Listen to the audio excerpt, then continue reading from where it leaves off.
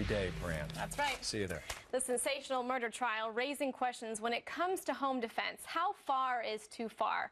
Byron Smith shot and killed two teenagers who broke into his home, and he's now on trial for double murder. Smith says he was just protecting himself. But prosecutors argue he went too far, and the trial is now in its third day. Two trial attorneys with extensive experience in criminal cases join us, Brian Claypool and David Wool. Thank you both for joining us today. Hi there, Elizabeth. Now, David, I want to start with you because either way you slice it, this is just a really tough case to bear. But the burden of proof for the prosecutors, because they claim that it was premeditated murder and that he was waiting for these teens. So talk to me about the burden of proof that they have here in this case. Can they do it? Well, it's beyond a reasonable doubt. And look at the circumstances of the case. This man had 12 prior felony break-ins in his home in increasing violence. In this particular instance, these kids smashed his window out and violently entered his home. What does the prosecutor want? For him to wait till the 13th, the 14th, or the 15th? To wait till he's stabbed or shot himself? Minnesota law is very clear. It says that a homeowner can respond to a felonious act in his home with deadly force. So if a felony is being committed, like a home invasion or a burglary, he can use deadly force, which is precisely what he did. This verdict has no option other than not guilty, and I suspect that's what's going to happen, Elizabeth. All right, Brian, to David's point, like he said, under Minnesota law, a person may use deadly force to protect his or her home, right. But did Smith go too far here? Well, absolutely, he went too far. It's called the Castle Doctrine in Minnesota, not the OK Corral Doctrine and not the Wild Wild West Doctrine. There are two key points to this doctrine, Elizabeth. One is the homeowner has to be an immediate threat of grave harm. There's no evidence that either of these teenagers were armed. And number two, Mr. Smith has a duty to retreat. He kept shooting these teenagers after the initial shots. And that's what I think the prosecution has. They're probably going to bring in a forensic pathologist to say that the continued shots, the second, the third, the fourth shot, is what likely killed these two teenagers.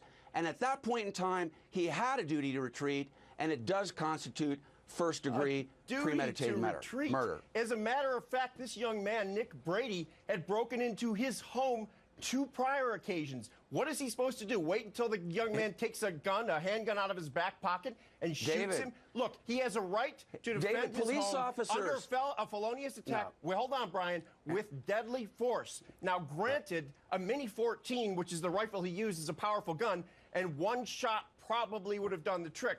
But he shot 2, 3, 4 times because when you shoot someone who's smashing into your home, and in one case the door was kicked down, but in this case the windows were smashed, you don't shoot them to wound them, you shoot to kill because it's your life or it's theirs, and there is no duty to retreat from a felonious attack or a home invasion into your house that's accomplished by smashing windows. No way the jury will acquit. David, it wasn't Osama bin Laden breaking into the home. It was two teenagers. Brian, I want to refocus on one of the points because David had mentioned that he felt like he was in grave harm. But to set the scene for some of our viewers, at one point his gun did jam in between killing the first victim and the second victim, and he paused to actually apologize before taking the life of his second victim. So does that prove at that point that he felt like he was in grave danger? Brian? It doesn't, Elizabeth, because the standard is an objective standard. It's not a subjective standard.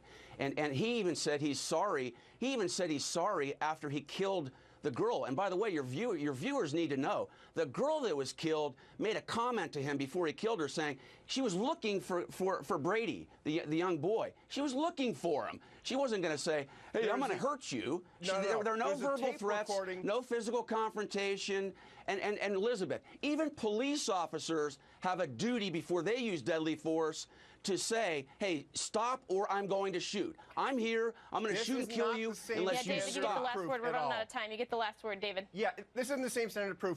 And this young lady came in after a violent entrance by her boyfriend. There was nothing. There is a recording that he apologizes for it. But guess what? He was sorry after this happened. He was sorry these kids lost their lives. But in the end, it is their fault they lost their lives. Okay, the victim's cousins, 17 and 18 years old. Like we said, either way you slice it, very difficult. Thank you both for joining us, David and Brian. We appreciate it.